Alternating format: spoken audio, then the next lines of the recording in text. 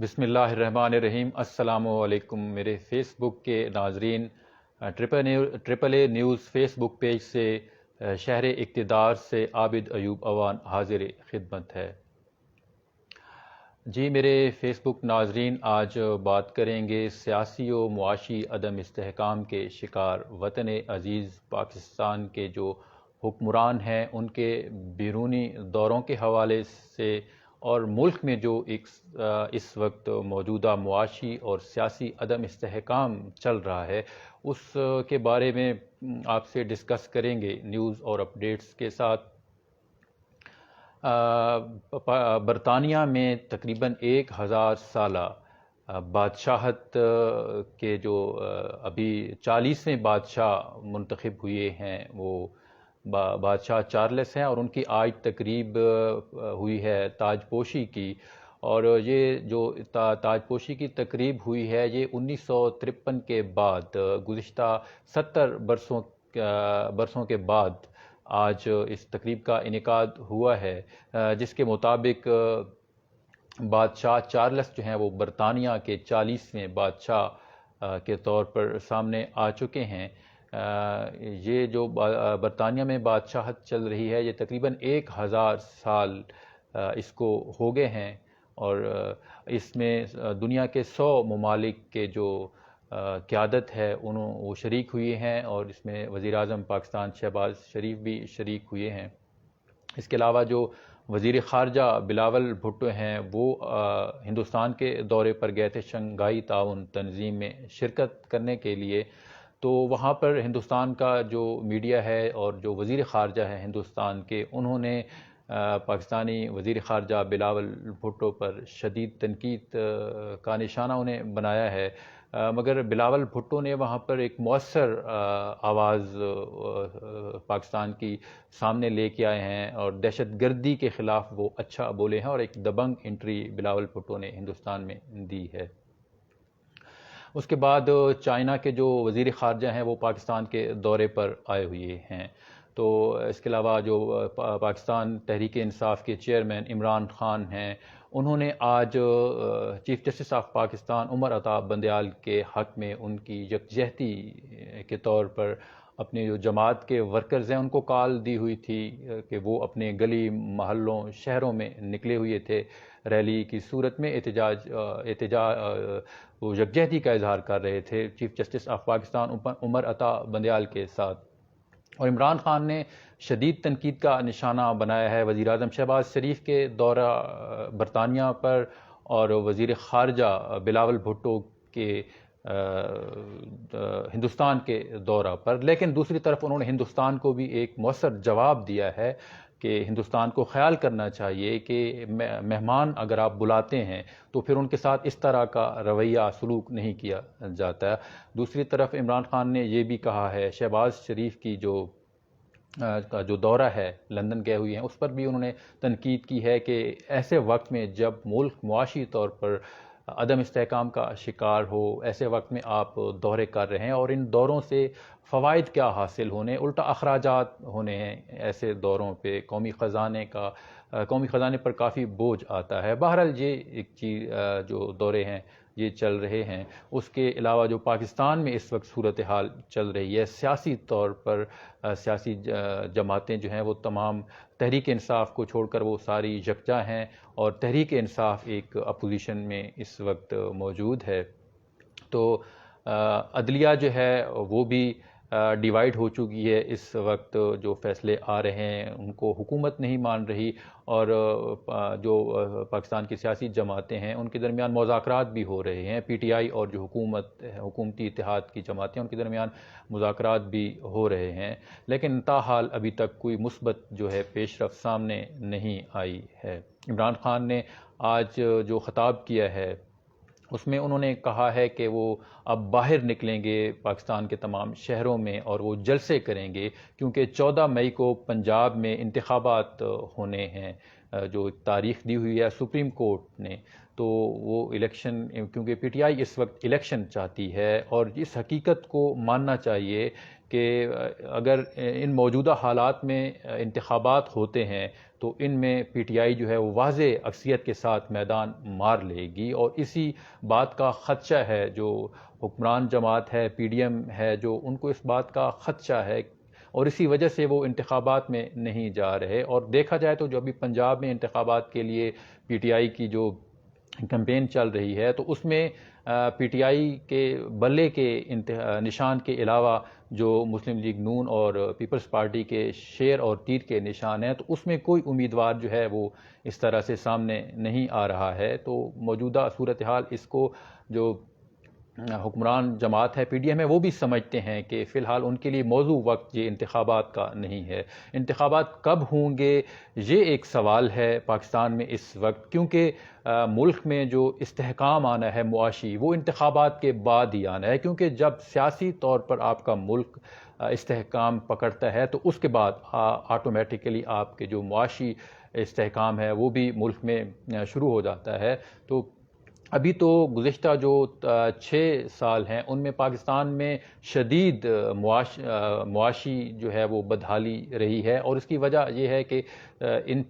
گزشتہ 6 برسوں میں پاکستان میں جو سیاسی طور پہ ہے وہ عدم استحکام رہا ہے، اور اس میں ظاہر ہے کوئی معاشی جو ہے وہ سرگرمیاں جاری نہیں رہ سکی ہیں۔ تو جو سیاستدان ہیں یہ آپس میں دست و گریبان ہیں ابھی تک تاحال، اور انہیں جو عوام ہے اس کی کوئی فکر نہیں ہے۔ جو پاکستانی عوام ہے ان کا حال اس وقت بہت برا ہے، مہنگائی جو ہے وہ عروج پر ہے، اور بے روزگاری عام ہے۔ اس وقت جو عام آدمی ہے، عام عوام ہے، اور جو سفید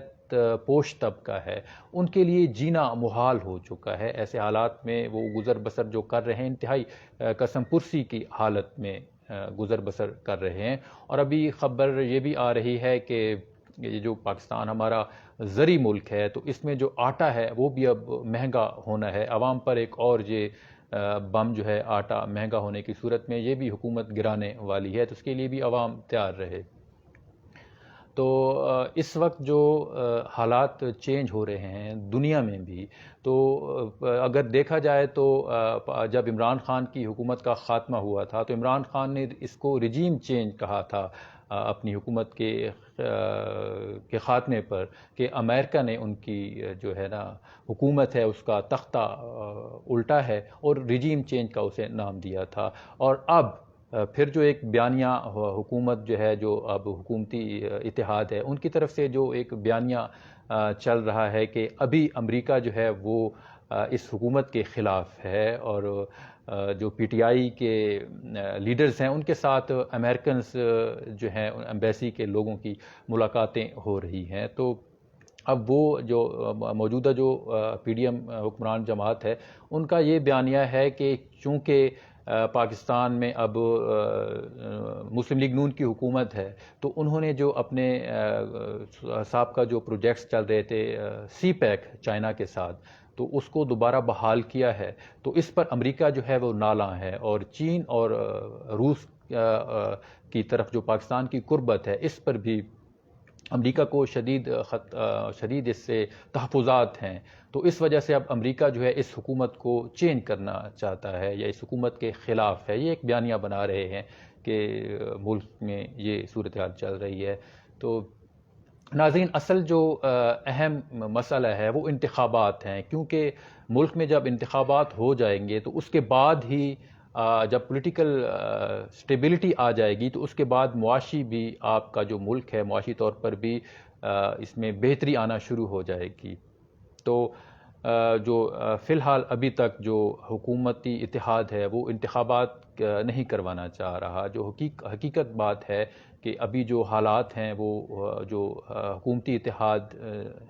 میں جتنی بھی جماعتیں شامل ہیں ان کی فیور میں انتخابات نہیں ہیں، کیونکہ اگر ابھی انتخابات کروائے جاتے ہیں اس موجودہ سرکمسٹانسز میں تو پی ٹی آئی واضح اکثریت کے ساتھ میدان مار لے گی۔ اور یہ بھی ایک حقیقت ہے کہ جو ابھی پنجاب میں 14 مئی کو انتخابات کے لیے سپریم کورٹ نے ایک ڈیٹ دی ہوئی ہے، تو اس کے لیے جو پی ٹی آئی کی طرف سے کیمپین جو ہے وہ زور و شور سے جاری ہے، اور جو شیر اور تیر کے نشان پر امیدوار جو ہیں وہ سامنے نہیں آئے ہیں۔ تو یہ ایک چیزیں ہیں کہ پی ٹی آئی کا جو ووٹ بینک ہے وہ خصوصاً جو یوتھ میں جو نوجوان طبقہ ہے پاکستان کا، وہ عمران خان کی فیور میں ہے اور وہ عمران خان کو ووٹ دیں گے۔ اس وجہ سے جو حکومت ہے وہ انتخابی میدان سے بھاگ رہی ہے، سامنا نہیں کرنا چاہ رہی انتخابات کا، وہ ڈیلے کرنا چاہ رہے ہیں اور ٹائم گین کر رہے ہیں کہ کسی طرح سے بھی الیکشن جو ہیں وہ ڈیلے ہو جائیں، کیونکہ ابھی ایک بجٹ ہے جو اس حکومت نے پیش کرنا ہے اور یہ بجٹ ان کی حکومت کا آخری بجٹ ہوگا، اس کے بعد انتخابات ہونے ہیں، اور اس لیے انہوں نے اپنا ایک ماحول بھی بنانا ہے، اپنے لیے سازگار ماحول تیار کرنے کے لیے ان جو بجٹ دینا ہوگا موجودہ حکومت کو، وہ ایک عوام کو ایک کافی حد تک ریلیف دینا ہوگا، کیونکہ بدقسمتی سے گزشتہ تقریباً 6 برس سے پاکستانی عوام کو کوئی خاطر خواہ ریلیف نہیں مل سکا ہے، تو ان کی جو معاشی حالات ہیں وہ بڑے دگرگوں ہیں۔ جو غریب آدمی ہے وہ اس کی جو سکت ہے وہ بڑی کم ہوتی جا رہی ہے، اور وہ اخراجات جو ہیں وہ بڑھ چکے ہیں، مہنگائی عروج پر ہے، بے روزگاری عام ہے ملک میں، تو ابھی انہیں ایک بڑا ریلیف دینا ہوگا۔ تو ابھی بجٹ جو دینا ہے حکومت کی پوری کوشش ہوگی کہ اس بجٹ میں زیادہ سے زیادہ ریلیف دیا جائے، اور کچھ خبریں یہ بھی ہیں کہ جو سرکاری ملازمین ہیں ان کی تنخواہوں میں بھی اضافہ کرنے کی پاکستان پیپلز پارٹی نے یہ ایک تجویز دی ہے کہ آپ سرکاری ملازمین کی تنخواہوں میں تقریباً 35% کا اضافہ کریں۔ اسی طرح یہ بھی خبریں ہیں کہ پیٹرول کی قیمت بھی 100 روپے پر لیٹر کے حساب سے وہ کم کی جائے گی۔ ظاہر سی بات ہے اتنی مہنگائی ہوئی ہے تو ابھی ان کو ریلیف دینا پڑے گا، تبھی جا کر حکومت جو ہے اس کی فیور میں یہ انتخابات کا جو میدان ہے وہ سجے گا، اور تب جا کر ملک میں انتخابات ہوں گے۔ ملک میں انتخابات تب ہوں گے جب ایک لیول آ جائے گا، کیونکہ ابھی انتخابات کروائے جائیں تو وہ یک طرفہ انتخابات ہی ہوں گے، کیونکہ پی ٹی آئی نے واضح اکثریت حاصل کر لینی ہے، تو ایک لیول جو ہے وہ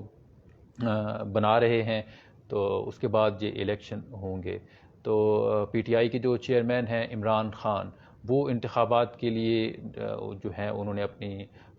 جو کمپین ہے وہ چلائی ہوئی ہے، اور آج بھی وہ chief justice of Pakistan Umar Ata Bandial کی فیور میں ان کے حق میں یکجہتی کا اظہار کرتے ہوئے کال دی تھی اپنے تمام ورکرز کو کہ گلی محلوں اور شہروں میں وہ باہر نکلیں، اور اس وقت جو عمران خان نے خطاب کیا ہے اس خطاب میں انہوں نے کہا ہے کہ 14 مئی تک وہ اب ملک کے بڑے جو شہر ہیں تمام ان میں نکلیں گے باہر، جلسے کریں گے 14 مئی تک، اور جو اپنے ورکرز ہیں پی ٹی آئی کے ان کو وہ کال دے رہے ہیں، تیار کر رہے ہیں کہ وہ اب باہر نکلیں۔ تو ابھی مذاکرات بھی چل رہے ہیں پی ٹی آئی اور جو حکمران اتحاد ہے ان کے درمیان، لیکن ابھی تک ان مذاکرات کا بھی کوئی خاطر خواہ پیش رفت سامنے نہیں آ پا رہی ہے۔ تو موجودہ حالات اس ملک کے اس طرح سے چل رہے ہیں۔ دعا ہے کہ اللہ تعالیٰ وطن عزیز پاکستان میں سیاسی استحکام لائے، جس کے بعد معاشی استحکام بھی ہوگا، اور پاکستان کی جو عوام ہے وہ خوشحال ہو، ان کی جو زندگیاں ہیں ان میں کوئی بہتری آ سکے، اور جو حکمران ہیں وہ ہوش کے ناخن لیں اور اس ملک کی جو عوام ہے اس کے بارے میں سنجیدگی کے ساتھ سوچیں، کیونکہ اب بہت ہو چکا ہے۔ جو اشرافیہ ہے، جو سیاستدان ہیں، جو حکمران طبقہ ہے، وہ آپس میں کرسی کا اقتدار کا جو کھیل کھیل رہے ہیں، اس میں عوام جو ہے وہ پس چکی ہے، اب عوام کی جو سکت ہے وہ ختم ہو چکی ہے۔ تو احمد ندیم قاسمی کے ان دعائیہ شعر کے ساتھ آپ سے اجازت چاہوں گا۔ خدا کرے میری عرض پاک پہ اترے وہ فصل گل، خدا کرے میری عرض پاک پہ اترے وہ فصل گل، جسے اندیشہ زوال نہ ہو۔ اللہ حافظ۔